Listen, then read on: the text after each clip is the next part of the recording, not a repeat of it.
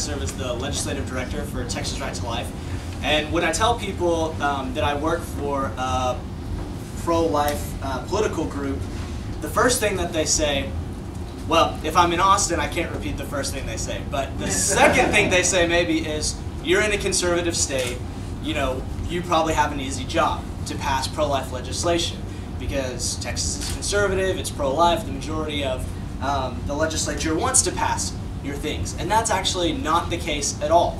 Every pro-life victory that we've had, every session, has been because of strong leadership, one individual being a strong leader in a statewide office, and absolutely have to have pro-life activism from citizens who actually care about this topic. We're accused of just passing legislation for campaigns, passing legislation for campaign advertisements, and so, you know, we're accused of just making it political, whereas whenever we actually can get momentum on legislation, it's because the legislature is convinced that citizens actually care about these issues. Citizens actually want to protect pregnant women, preborn children, and vulnerable patients. So the point of all of that is we absolutely need you guys, we actually need citizens to be very effective in the Capitol for us even to pass something as conservative, as black and white, as pro-life legislation.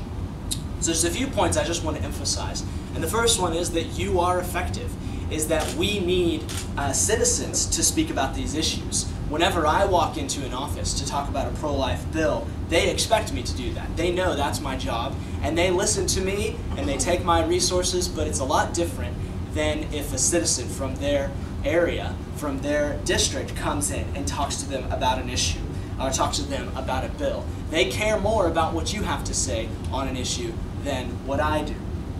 So you are effective, and no matter what your argument is, no matter what the evidence is, don't forget your personal story. You need to tell, and that being kind of the case, you need to tell your legislator, you need to tell your senator or your representative why you care about this issue, why this issue is important to you. If you're involved in the pro-life cause locally, tell them about that. If you volunteer at a pro-life organization, tell them about that. That this is not just them listening to lobbying groups like Texas Right to Life, but this is actually something you and your family deeply care about.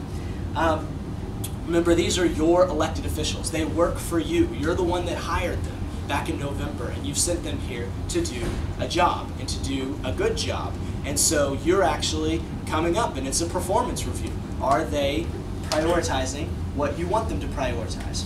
So I'll just kind of encourage you on that one you are effective, and we do need you in the Capitol, whether you're talking about pro-life issues, whether you're talking about traditional marriage, religious liberty, or fiscal responsibility.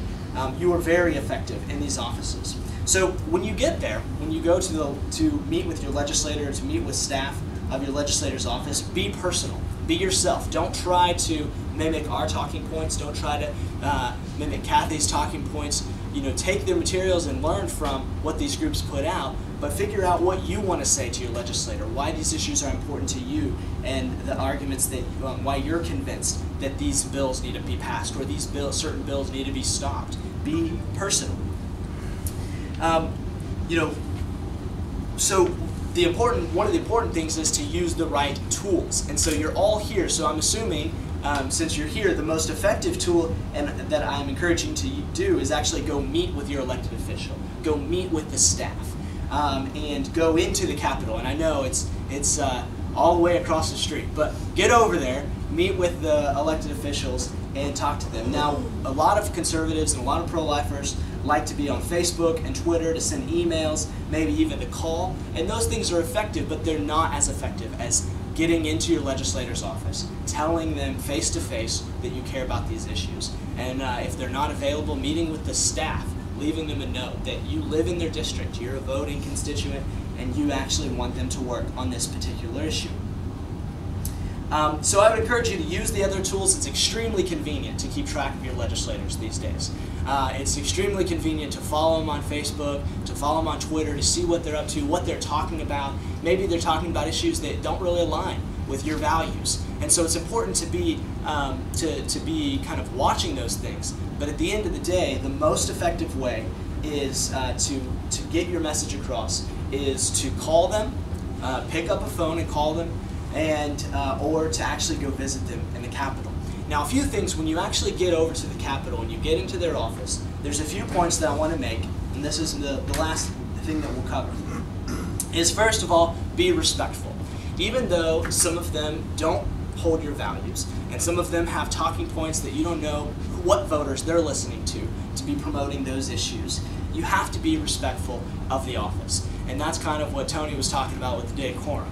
You know, you can't get your message across if they're just going to write you off as some yelling, profane constituent that they don't even have to listen to, right?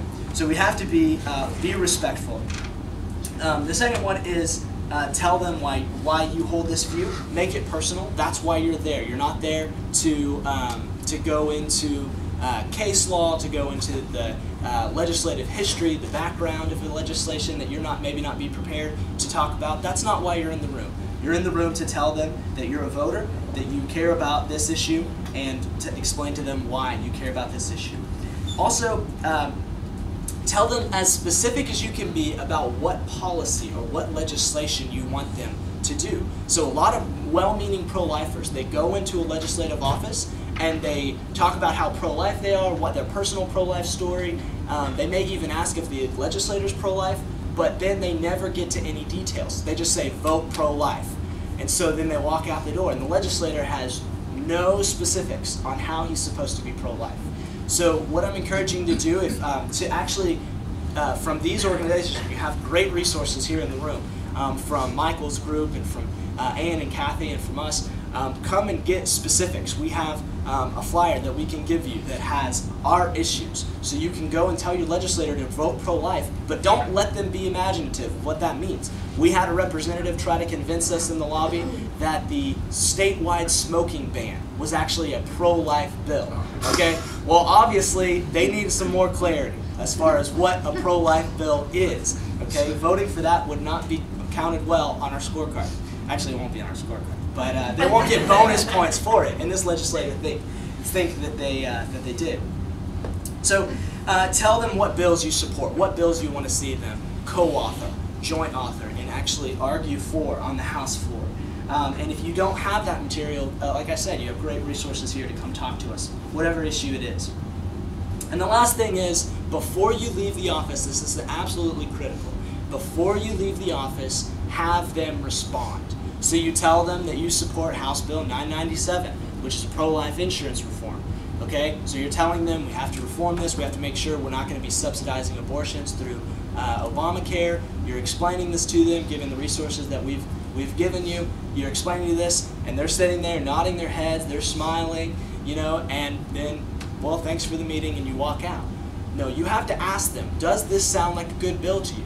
Does this sound like a bill you could support? Will you co-author this bill? You have to push the question. Don't let them usher you out of the office and pat you on the head and say thanks for coming. Actually ask them where they are, and they won't want to do this. This is the last thing they want to do, and this is the last thing a representative staff wants to do, is actually give a concrete answer to your questions as to whether they support a piece of legislation, because that's accountability. That's actually you checking up on them, making sure that they're doing the right job, doing a good job. So, so that's the last thing. That's the most important thing, is actually give them your spill, talk to them, be personal, but try to get an answer from them. And tell, you know, if they say, well, we just don't know at this time, tell them, okay, well, I'll check in. And keep checking in on the specifics. So then you can follow up with that with an email. You know, have you guys decided on this specific bill yet? You know, do you know if you can vote for these 4 bills that we really think are important? And there's all kinds of delay tactics that they'll do to avoid that specific question. You know, they'll give you a tour of the office, they'll show you everything hanging on their walls. You know, Rick Perry signed this, and Abbott, you know, there's a picture of me and George W. Bush, and I mean, you know, they'll just go through the whole tour of their office just to run out the clock. It's just a filibuster, so that they say, oh, I only have 30 seconds. What issue are you here to talk about? And that really happens, and it even happens to us as lobbyists. So don't let them take you on the office tour without really getting down to why you're there. There's some really cool offices over in the Capitol. and there's some really interesting offices over in the Capitol, a lot of things to look at, but that's not why you're walking in the building. You're walking in the building to advocate for the issues that are important to you. So the office tour is a delay tactic.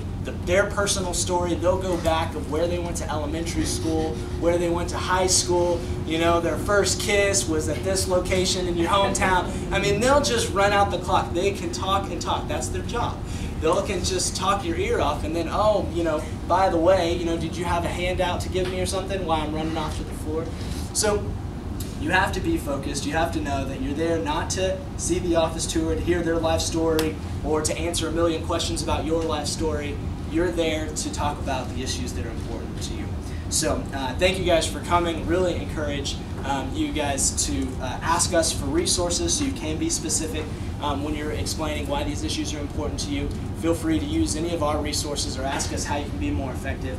And we're really thankful to be advocating for these issues with you. Good.